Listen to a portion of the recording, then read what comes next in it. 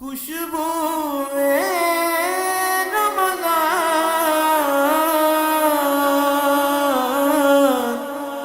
خوشبو رمضان. Welcome back ناظرین، میں ہوں آپ کی ہوسٹ عائشہ نواز اور آپ دیکھ رہے ہیں سٹی نیوز HD پہ ہمارا پروگرام خوشبو رمضان.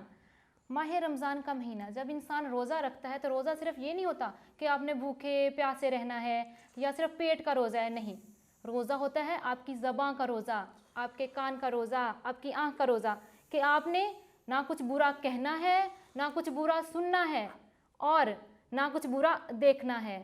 یہ ہوتا ہے، یہ ہمیں تقویٰ سکھا رہے ہیں. ہمارا جو روزہ ہے وہ ہمیں تقویٰ سکھاتا ہے.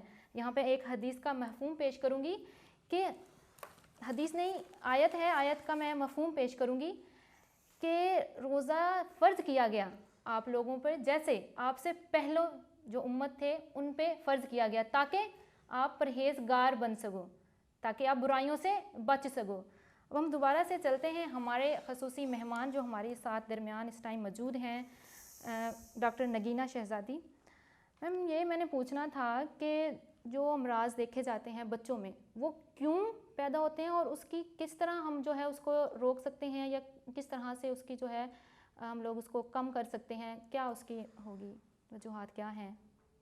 یہ تو بڑا واسٹ کویسچن پوچھا ہے آپ نے. بچوں کی جیسے کہ باڈی سسٹم ہے تو اس میں ڈفرینٹ آرگنس ہیں، اس میں ہارٹ بھی ہے، اس میں میدا جگر بھی ہے، انٹسٹائن بھی ہے، کڈنیز ہیں، یورینری سسٹم علیحدہ سے ہے، مسکولو اسکیلیٹل سسٹم ہے. تو یہ سارے سسٹم جو ہیں ان کی اپنی علیحدہ علیحدہ سے ڈیزیزز ہیں. ان کو ہم کلاسیفائی کر سکتے ہیں. کچھ ڈیزیزز ایسی ہوتی ہیں جو کہ بائی برتھ یعنی جینیٹکس میں ہوتی ہیں، جو کہ پیرنٹس سے بچوں میں ٹرانسفر ہوتی ہیں. لائک ہمارے سیٹ اپ میں پاکستان میں جیسے کہ کزن میریجز بہت کامن ہیں، تو اس میں جو کنسینگوینس میریجز ہیں یوزلی اس میں یہ ڈیزیزز بچوں میں زیادہ ٹرانسفر ہوتی ہیں. جیسے تھیلاسیمیا کا آپ نے اکثر سنا ہوگا کہ ایک بچے کو اگر ہوتا ہے تو فیملی میں نیکسٹ سبلنگ میں بھی اس کے چانسز بڑھ جاتے ہیں. یہ ایک سمپل سی ایگزامپل ہے. لیکن اس کے علاوہ بھی ملٹیپل سارٹ آف ایگزامپلز ہیں جو کہ ان کنسینگوینس میریجز کی وجہ سے سپریڈ ہو رہی ہیں، اور وہ پاکستان میں بہت کامن ہے. سیکنڈلی کچھ چیزیں ہوتی ہیں جو ایکوائرڈ ہوتی ہیں، جیسا کہ ڈفرینٹ سوشو اکنامک کلاس کو ہم ڈیوائڈ کر لیتے ہیں کہ اپر کلاس ہے، مڈل ہے اور لوور کلاس ہے.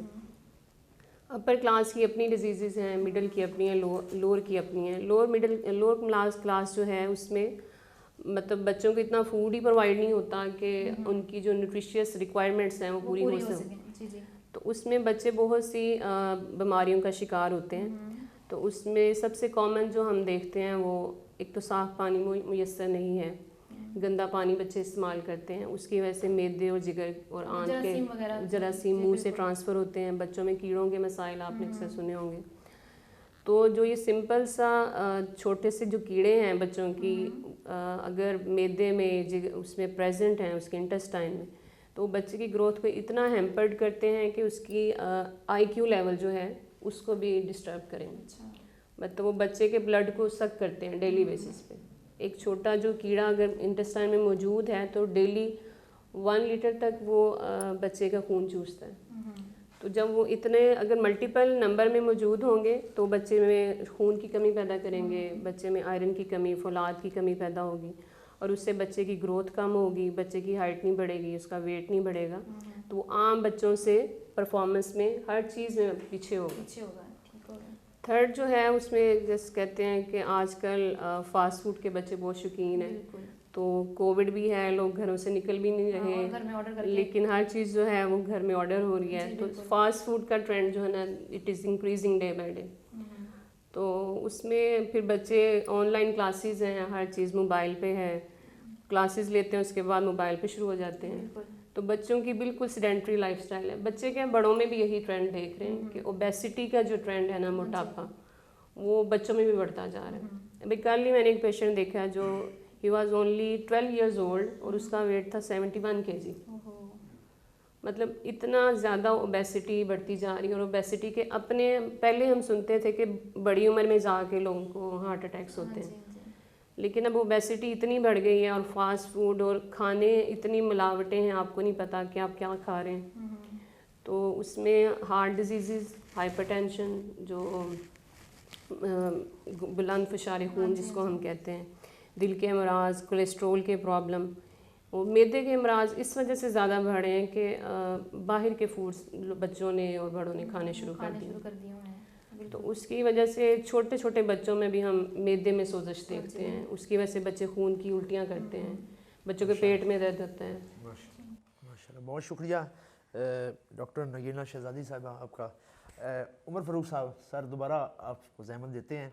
سر یہ بتائیے گا کہ چونکہ آپ کو پتہ ہے لاک ڈاؤن بھی چل رہا ہے، کرونا کی بھی فضا قائم ہے، ایک عجیب خوف و ہراس پیدا ہوا ہے، تو اس ماحول جیسے جس طرح کا یہ کریٹ ہوا ہے، اس ماحول میں آپ یوتھ کو کیا میسیج دیں گے کہ کون سی ایکٹیویٹی رکھیں؟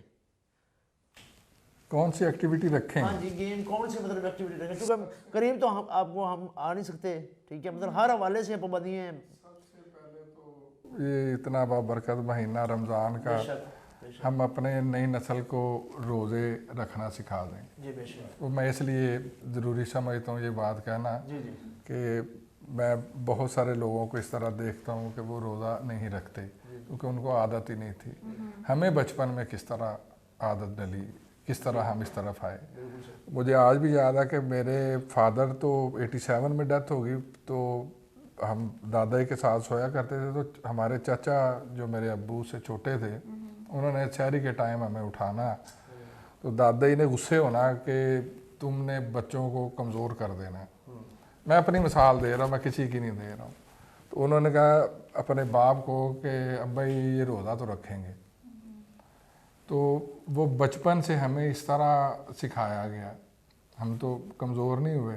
اب اللہ کا شکر ہے، اس قدر شکر ہے کہ میرے گھر میں میرے ملازم، میرے بچے، بیوی، سوائے میری مدر کے، کیونکہ ان کو بیمار ہیں وہ، اس وجہ سے وہ نہیں رکھ سکتی، تو وہ بھی ابھی انہوں نے کوئی 2-3 سال سے چھوڑے ہیں، ورنہ سوال ہی پیدا نہیں ہوتا کہ میری فیملی میں کوئی روزہ نہ رکھے.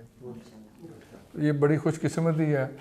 ایک بات نماز کی ہم لوگ ذکر کرتے ہیں، نمازوں کی طرف کیوں نہیں لگاتے؟ ایکسرسائز بھی ہے اللہ کی بتائی ہوئی، اللہ کے قریب بھی ہو جائیں گے. وہ ایک بات ہم لوگوں نے کی اپنے نبی کی، تو نبی نے تو بتا دیا، نبی نے تو موج لگوا دی زندگی میں بھی، مرنے کے بعد بھی، وہ ہر چیز کی. تو وہ اس سے بڑا گفٹ اور اب ہمیں کیا عطا کر سکتا ہے؟ اب جو نہیں ماننے والے ان کا ہم کیا کر سکتے ہیں؟ یہاں پہ بہت سارے ایسے بھی لوگ ہیں جو نہیں مانتے. میں کہتا ہوں کہ جو ماننے والے ہیں کیا وہ اس پہ عمل کر رہے ہیں؟ میری بہن نے کہا خوراک ہم اس طرح کی کھا رہے ہیں. میں جو مرغا اپنی ٹانگوں پہ کھڑا نہیں ہو سکتا، وہ میرے بچے کو پروٹین کہاں سے دے گا؟ مجھے یہ ڈاکٹر، میری بہن ہے بڑی پیاری، یہ مجھے یہ لاجک بتا دیں کہ وہ میرے بچے کو وہ کس طرح انرجی ملے گی، کس طرح کی چیز ملے گی. میرے گھر میں فائٹ ہوتی ہے، میں سبزی پسند کرتا ہوں، بچے وہ کھاتے نہیں ہیں، بچے چکن اور دوسری چیزیں پسند کرتے ہیں. مجھے نہیں سمجھ آتی کہ ان بچوں یہ کس طرح ہیلدی اب رہ سکتے ہیں. سوال ہی پیدا نہیں ہوتا. 37 kg ویٹ لوز کیا میں نے. تو یہ جو فرق ہے، اب بچوں کو ہم نے ہر وہ چیز مہیا کر دی. یہ آن لائن ایجوکیشن سسٹم میں نے بھی کر دی نا، میں خود یہ فیل کرتا ہوں کہ میں نے بھی کر دی. میں نے دنیا کی ہر آسائش اپنے بچوں کو دی، لیکن میں وہ جو چیز چاہ رہا ہوں، جو رزلٹ چاہ رہا ہوں، وہ میں نہیں حاصل کر پا رہا. اچھا، میں تھوڑی دیر پہلے آپ سے وہ اپنے قاری صاحب والی بات کی، میں ہیپی ہوں کہ میں نے وہ چینج تھوڑا سا کیا تو اس سے رزلٹ بڑا اچھا آ گیا.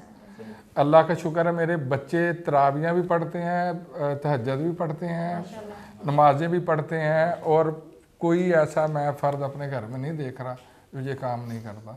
تو ایون کہ بچے مجھے کہتے ہیں بابا آپ نماز پڑھ لیا آپ نے، تو میں بچوں کو کیا پوچھوں گا، بچے مجھے پوچھنا شروع ہو گئے. تو اگر ہر گھر میں اس طرح کا سین ہو جائے تو وہ بہتری ہو جائے گی. دوسری بات یہ ہے کہ اللہ تعالیٰ نے پرانے وقتوں میں بھی جب اس طرح کی میڈیسن اور یہ چیزیں نہیں تھی تو یہ ہلدی تھی، یہ جو لہسن تھا، یہ مختلف ادرک تھا، یہ اینٹی بائیوٹک ہے. میری بہن ایگری کرے گی میری بات سے. آج بھی اگر ہم اپنے بچوں کو یہ چیزیں ویسی کھلانا شروع کر دیں تو उनमें क्यों नहीं बेहतरी आएगी। सही तो मैं इस चीज़ पे तो बहुत फोकस कर रहा हूँ कि ये चीज़ होनी चाहिए, इसको लेके आना चाहिए, इसको प्रमोट करना चाहिए। हम वो साइंस के दौर में वो साइंसी चीज़ों पे आ गए, हम तो पास्ता खा के बड़े नहीं हुए। मैं बच्चे मेरे अभी मार्केट गए कुछ दिन पहले, तो वो घर वाले कहते बच्चों ने पास्ता लेना। मैंने कहा कि पास्ता तो घर नहीं जाएगा। तो जब घर आया तो बच्चों ने माँ से पूछा, वो मामा पास्ता नहीं लाई, तो उन्होंने कहा कि वो आपके बाबा साथ थे, उसने नहीं लेने दिया। तो मैं तो पास्ता खा के यहाँ तक नहीं बड़ा हुआ। तो वो बच्चे वो चीज़ें खाते हैं जिसका नुकसान है, फ़ायदा ही नहीं। बहुत शुक्रिया। उमर फारूक कानून साहब बहुत ही प्यारी मुदल्लल गुफ्तगू फरमा रहे थे और साथ साथ मैसेज दे रहे थे कि चिकन ब्रायलर से इजतनाब करें। ये वाक़या ही सही फरमा रहे थे। मैं इससे ज़्यादा और क्या कहूँ। मैं टाइम खुद लेने की कोशिश कर रहा हूँ, चूँकि हमारे मेहमान चूँकि मैं अब मुझे तो समात करते ही रहते हैं बिला तमीज़। यहाँ से गोल मैं इधर फेंक रहा हूँ। साजिद साहब, पहला अशरा रहमत का अल्लाह रब्बुल इज़्ज़त ने जिसे मुबारक और कुरान मजीद फुरकान मजीद में कैटेगोरिकली फरमाया गया, चूँकि पहला अशरा रहमत का है। रहमत बेटी भी है, रहमत रिज्क भी है, ठीक है, रहमत आल औलाद सब कुछ है और बहुत सारी चीज़ों में रहमत है। तो रमज़ानुल मुबारक को किस मद में रहमत कहा गया, प्लीज़? सबसे पहले हम ये देख लें कि अल्लाह रब्बुल इज़्ज़त हमें रहमत क्यों देता है। आका अलैहिस्सलाम ने फरमाया, हदीस कुदसी है कि अल खल्क़ु अयालुल्लाह, कि मखलूक खुदा जो है वो अल्लाह की फ़ैमिली है, अल्लाह का कुनबा है। तो जिस तरह एक बाप का, एक सरबराह का, एक हाकिम का अपनी रियाया, अपनी औलाद से ताल्लुक़ होता है, उससे कहीं ज़्यादा वो खालिक है हमारा। वो जब जब हमें नवाजना चाहता है, जैसे हदीस पाक है, और जब मेरी बेटी पैदा हुई तो मुझे मेरे बड़ों ने ये हदीस शेयर की कि जब अल्लाह खुश होता है तो फरिश्तों ने पूछा, मौला जब तू खुश होता तो क्या करता है? तो अल्लाह रब्बुल इज़्ज़त ने फरमाया कि मैं बेटियां देता हूँ।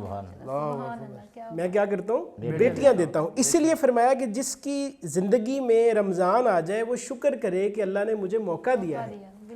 तो मुख्तसर कर रहा हूँ कि जब अल्लाह हमें अपने करीब करना चाहता है तो वो हमें अपनी कोई ना कोई रहमत देता है। ये रहमत एक दूसरे का अल्टरनेट होती है। बेटी भी अपनी जगह रहमत है और उससे बड़ी नई रहमत है, वो अपनी जगह है। हत्ता कि हमें शाबानुल मुअज़्ज़म की 15वीं रात मिलती है, वो भी अपनी जगह रहमत है। लेकिन रमज़ान को अल्लाह रब्बुल इज़्ज़त ने फरमाया ये मेरा महीना है। उसकी रीज़न बता देता हूँ, ये रहमत कैसे है। रमज़ान में इंसान का इंटरनल प्रोसेस चल रहा होता है अल्लाह के साथ, ना उसे कोई ऑब्ज़र्व करने वाला है। आप वॉशरूम में जाएं, आप वज़ू करने लगे हैं, आप वहाँ से पानी पी लें तो उसमें कोई ऑब्ज़र्वेशन नहीं है। अगर आपने प्यास बुझाने के लिए एक आध घूंट पी लिया मस्जिद में वज़ू करते हुए, वो ऑब्ज़र्वेशन नहीं है, लेकिन एक इंटरनल रिलेशन है आपका और अल्लाह का। इसीलिए फरमाया अस्सौमु ली व अना अज्ज़ी बिही, कि रोज़ा मेरे लिए है और मैं ही इसकी जज़ा हूँ। ये नहीं फरमाया कि मैं इसकी जज़ा दूंगा, फरमाया मैं खुद इसकी जज़ा हूँ, चूँकि ये इंटरनल रिलेशनशिप है उसका और बंदे का। लिहाजा अल्लाह जब भी बंदे को अपने करीब करता है वो उसे ऐसी रहमतें देता है, और उसमें रमज़ान सबसे बड़ी रहमत है। और हमने उलमा से और भी कुछ सुना कि रोज़ा मेरे लिए, इसकी जज़ा मैं खुद दूंगा और मैं खुद जज़ा की शक्ल में मिलूंगा उसे। अरे वाह, सुभान अल्लाह। नाज़रीन, यहाँ पर एक छोटी सी ब्रेक लेते हैं, ब्रेक के बाद अपने प्रोग्राम को यही से जारी करें। खुशबू